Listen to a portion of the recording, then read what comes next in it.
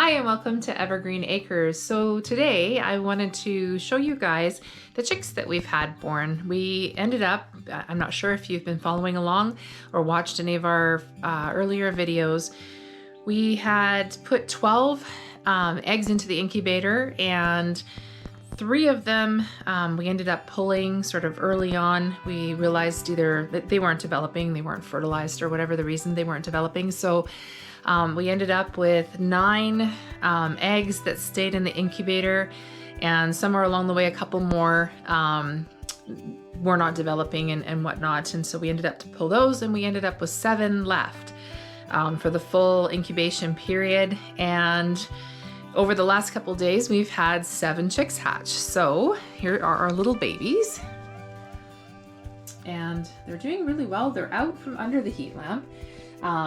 And I played around quite a bit. Now, I guess I'm gonna say one thing: I really hate heat lamps. I am not a big proponent of people using heat lamps. I don't generally feel that they're safe.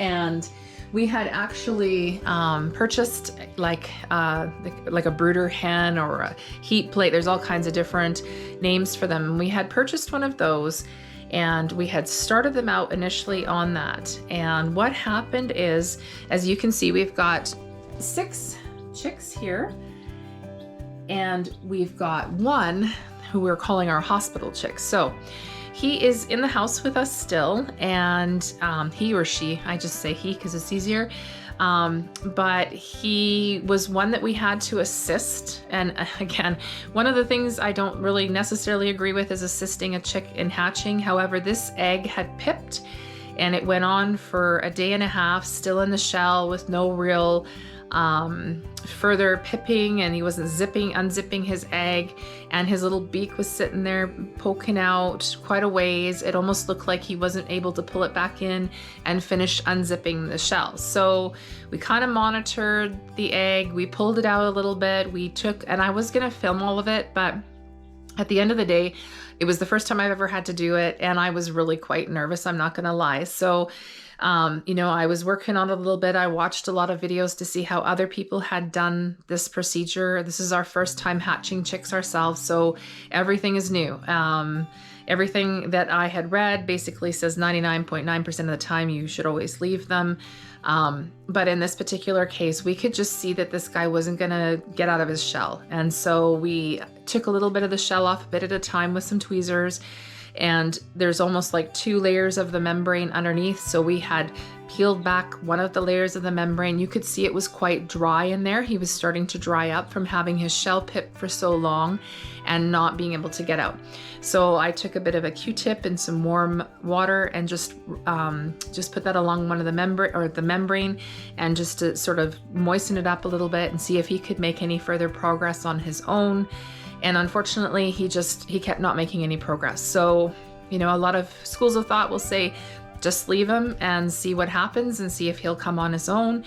But I actually just didn't have the heart to do that. So I did assist, and we kept sort of little bit by little bit, every hour or two, pulling a little bit of the shell away to see if he would eventually just come out. And at the end of the day, we ended up having to pull most of the shell, except for the part where we could tell where he was attached, possibly still to he'd have his umbilical cord attached to the egg yolk. So we left that part for him to finish off. When he was totally ready, he immediately started stretching out and everything, and coming out of that last little bit of membrane. But then I guess he was probably exhausted. So he laid in the incubator for quite a long time. And we just monitored him. He was breathing, he was keeping warm, and he was okay. He wasn't bleeding or anything. Sometimes if I've watched videos where people have done that and there's been bleeding and whatnot, but we didn't have any of that happen. So that was good. And so initially, once he finally got rid of the rest of his shell and he was separated from the egg yolk and he didn't have any of the umbilical cord still attached, he was sort of flopping around. He wasn't moving around too well. It seemed like something was wrong with his legs, and I did look up a lot of information about splayed leg and all these different things, and I wasn't sure if that was exactly it, but we did try putting a Band-Aid cut in half and then just between his legs, and just to see if that would help him walk. And it didn't really seem to help, to be honest. So yesterday, my daughter spent most of the day holding him and just sort of keeping him really close to her chest and keeping his legs, like the legs were kind of out this way. So keeping his legs close, keeping him warm, keeping him covered, you know, under her shirt and that kind of thing. And by the end of yesterday evening, he had made such an incredible improvement. I took an egg yolk, I mixed it up with some, a little bit of water and just warm water. And I took a vitamin B capsule, which is like a full vitamin B, like it has all the B vitamins in it, and just put a tiny few grains of that in, mixed it in with the egg yolk, a little bit of warm water. And I started to give him, not exactly by syringe, a dropper, and I wouldn't drop it into his throat because he could aspirate, but I would just take the moisture and put it on the side of his beak,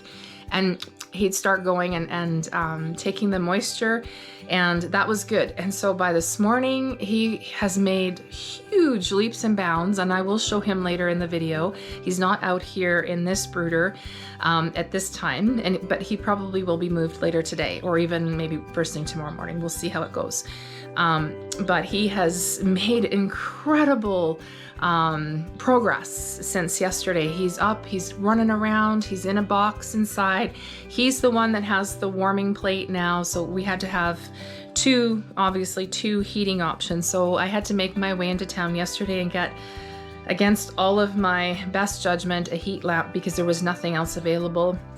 They didn't have any hot plates in there, and this hot plate that we had to order off of Amazon. So this was the only option, and I spent probably about 2 hours last night hanging it up on a hook and wrapping the cord around the hook that it's on, so there's no way that it could slip this way or be bumped that way. We've moved everything out of the way, and I've put it up as high as I can, you know, from shavings or anything else, so that there is just no possibility. I'm not gonna lie, I lost a little bit of sleep last night. I hate heat lamps.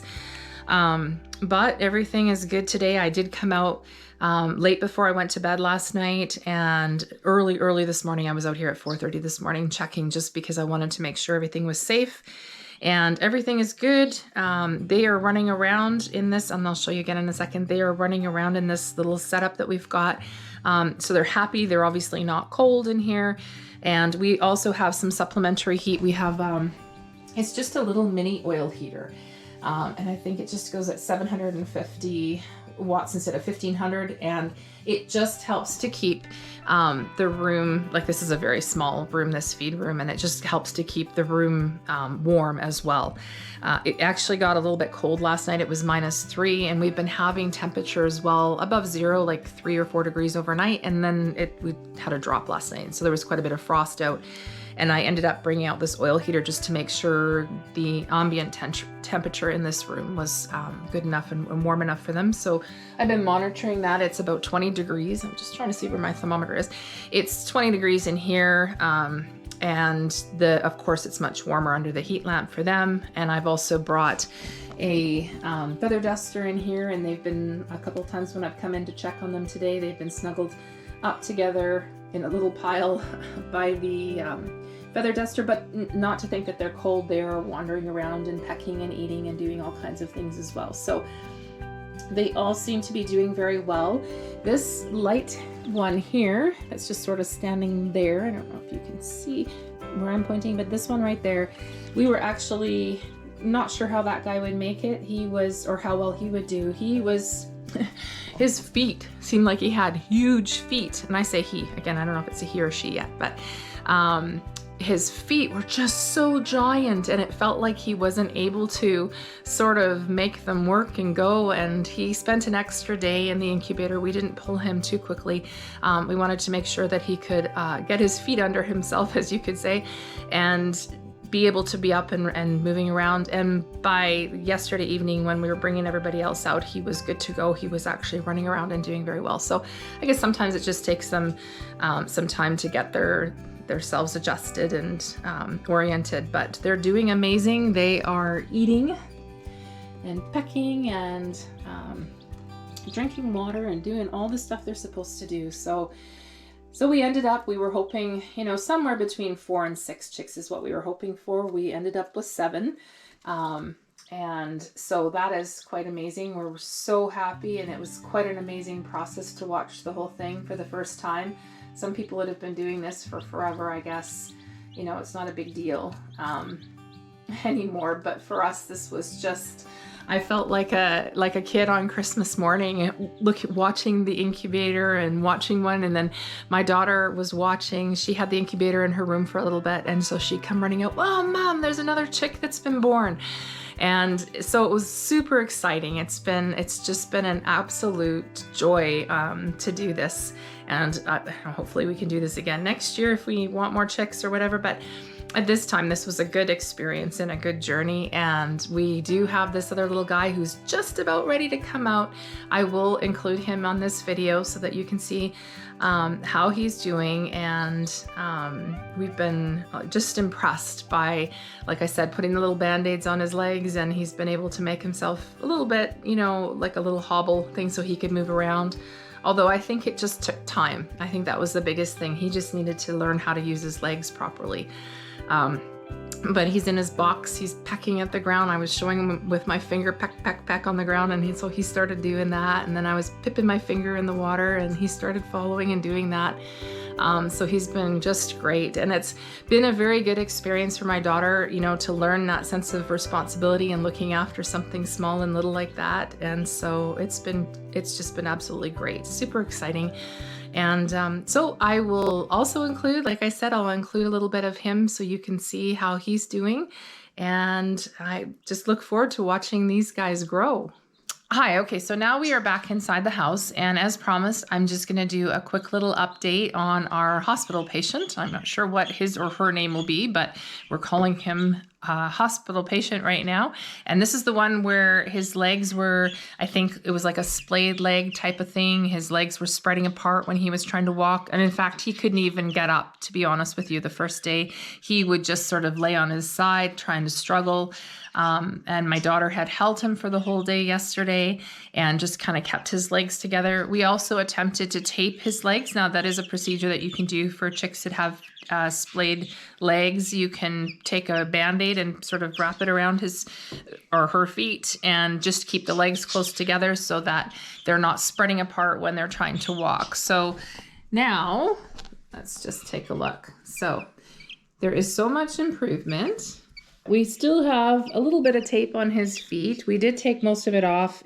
This tape in particular happens to be a little bit sticky. It's worse than a Band-Aid. The Band-Aids tend to come off really easy, but this medical tape that we've got, it's supposed to be an easy on, easy off type of thing, and it doesn't seem to be the case. So we're going to have to probably soak his foot and get the rest of it off, but his feet are apart now, like they're not taped together any longer, and he is able to walk around really well, especially when he's not on a surface that's slippery, of course. So he's doing really well, and you have to almost kind of keep an eye on him now because he's going to run right off the table.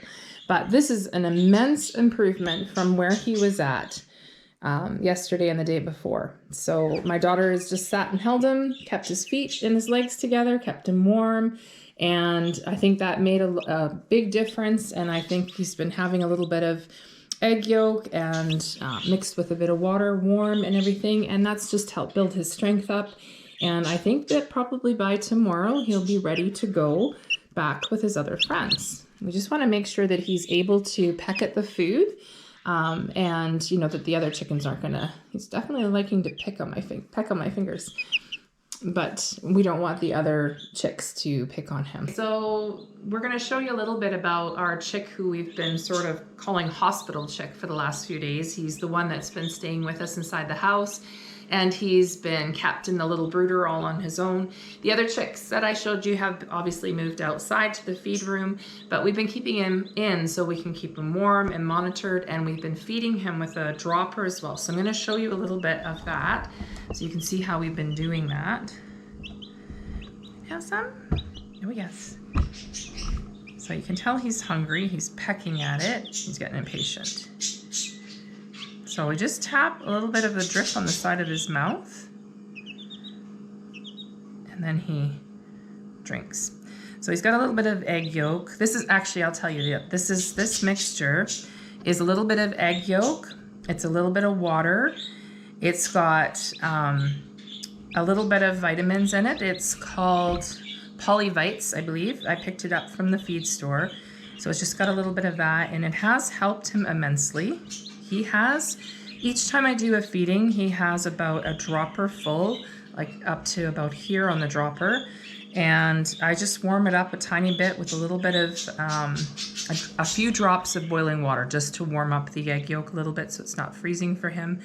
And he's eaten not too long ago, so he's not terribly hungry, but I just wanted to show you guys. So I'll also show you, I'll give him a little bit more in a second, how he's been doing with his walking. So we have him on a bit of a slippery surface right now, so it's not ideal. He's walking a little bit better. I mean, when we first got him out of the incubator, he couldn't even stand up at all.